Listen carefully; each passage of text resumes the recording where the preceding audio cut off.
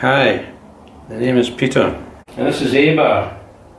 It says so on the front. I'm a bit long in the tooth, but pretty much a novice when it comes to internal mechanics. But recently I managed to change the kickstart, return spring and drive chain with the help of the internet and manuals. And for some obscure reason, quite enjoyed doing it. Going online looking for answers, I found others had asked my questions. And when A-bar was back together again, I realised I had the opportunity to repeat the process on camera and put it out there for any others. So I've given it a go. This is A-bar, and this is the reason for the video, a broken return spring. Return springs are located here inside the chain case. To access them, we have to remove the chain case cover. Before we can do that, other parts have to come off. First drain the oil, then remove the bridge piece, followed by this section of floor runner, the exhaust, perhaps this little bracket here to access the bolt behind, and finally disengage the clutch. If you have any shiny stuff, a rag between the teeth. Simple stuff, simple tools. And here is one I prepared earlier. This is PJ. So I don't have a nice hydraulic bench. I've got the next best thing. Knee pads. Another of God's gifts. That and rock and roll.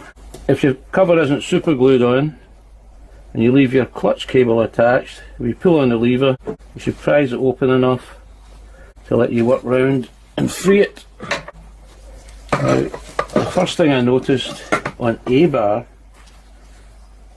when I took the cover off was a patch of bare metal there, where it would be rubbing on the clutch somewhere about there. If you're reading up on Lambrettas, it's a common fault. What I noticed about PG is it's been ground down from there to there.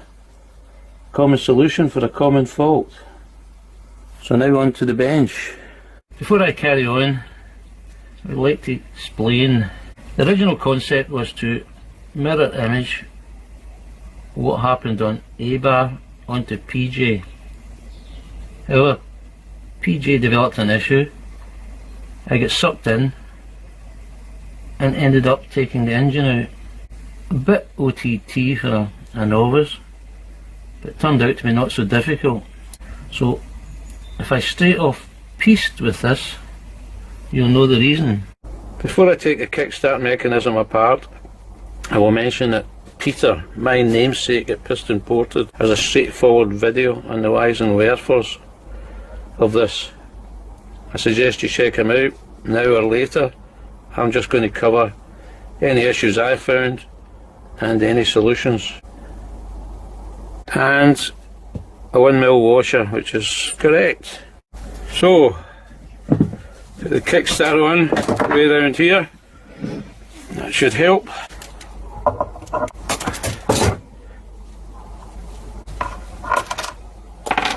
Now I can let it go. And so,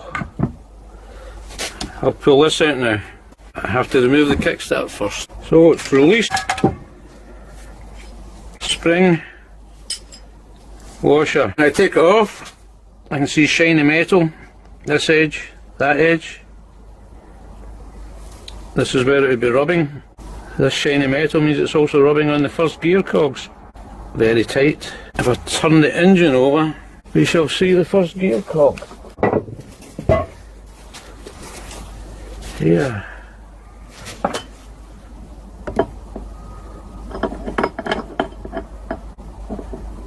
So the return spring.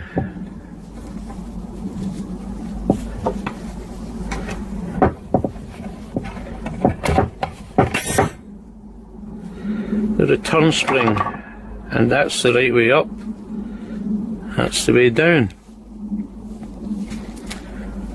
I got a return spring off MB Developments, came to put it in, it was a real struggle. I mean, the other spring I had was broken, so I didn't even compare it, I just put it put it in, I was having to twist it, bang it down with the shaft of a hammer. Halfway through it I thought, I don't remember my pal Peter having to do that. So I went and checked, and sure enough, he's putting it in with one hand. So have I got the wrong thing?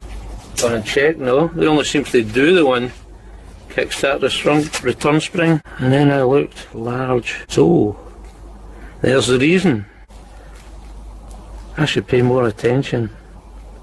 Anyway, I put it in, twisted it, knocked it down, twisted it, knocked it down, eventually got it in, and once it's under tension, it's a good fit, it's fine, so I presume you get more spring out of it.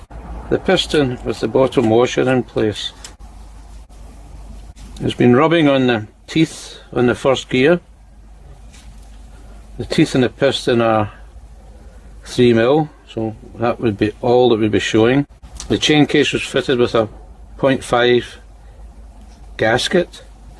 I'm going to change it to 2mm, which will allow the piston to protrude a little more, and should also create a 1.5 gap between the shaft and the teeth on first gear, closer to where it should be, I would guess. Change case cover on wood this end. Kickstart shaft on wood here, allows me to press with one hand. The washer that came off looked a little concave to me. It's 1mm thick, and closer inspection the edges have been filed down. So 1mm thick in theory, something less in practice.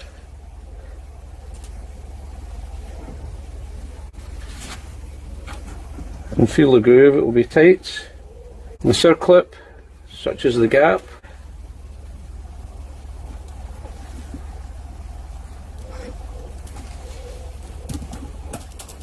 Have to get it on. Push it down with a screwdriver. Put it up a little with a hammer. That may have actually gone on not too bad. Bob's your uncle. So I now have to move the reference pin location on the kickstart shaft round to this position. Spring loaded, gets tough. I don't have a vise, so I'm going to reattach the pedal for some leverage. There's some discussion about using Loctite on the reference pin. It's round, travels up and down a ramp, you would think it could undo. So I've done some research. Medium strength is what you want. If you're using this 243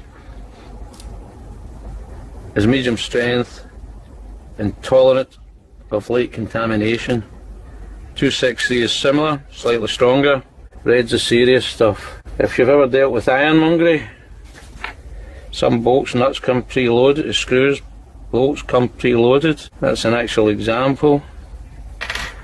Also see them like so, just with a band around it. Obviously has to meet threads to work.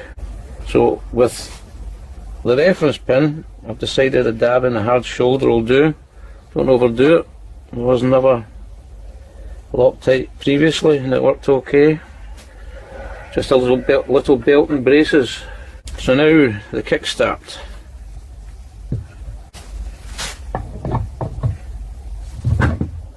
There you go. Well being, I have to press this down, so I might have to go and get a beer assistant to get the pin in. But you can see you can get leverage, you can do it without a vise. On A-bar, the copper bush was slightly raised. It's okay here. So I got the right size of socket, a hammer, gave it a few belts, didn't want to move, and I was too scared to really batter it, so I got a file.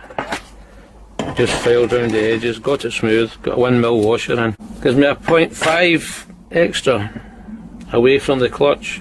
On A-bar, I had a 0.5 washer at this end. With a bit of jiggery pokery, I got a 1mm washer on, which pulls it away 0.5 of a mil. I put a 1.2 gasket on, which gives me another 0.7, a total of 1.2 movement in this direction. I think that was enough for A-bar because there was only a slight mark. Going to put the chain case back together. 2mm cork gasket. Going to use this stuff, Loctite MR592, used it on A-bar. You don't use it a lot. The reason I picked it is get it off the shelf at Halfords. Flange sealant, non-hardening, good enough for this application. So I'll apply it to the chain case, work it around the studs, then lift this gasket off like so, put it on the chain case, and then I'll give this a smear and put it together, bolt it up. Put it on with this, no streaky bit, thin layer, not invisible. Looks good. We go put it on. Doesn't appear to be any set routine for tightening them up. I'm going to go turn at a time, top to bottom, from the middle, from here to the end. I'll keep doing that until I feel they are reasonably tight, and then I'll torque it. You can do it with a torque wrench bit by bit, but I don't have the mentality for it. Torque is between 4.7 and 5.2. I've set it at 5. So it's close to torque.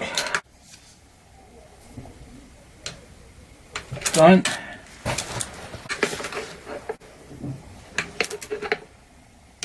Done. Done. And so I'll carry right on.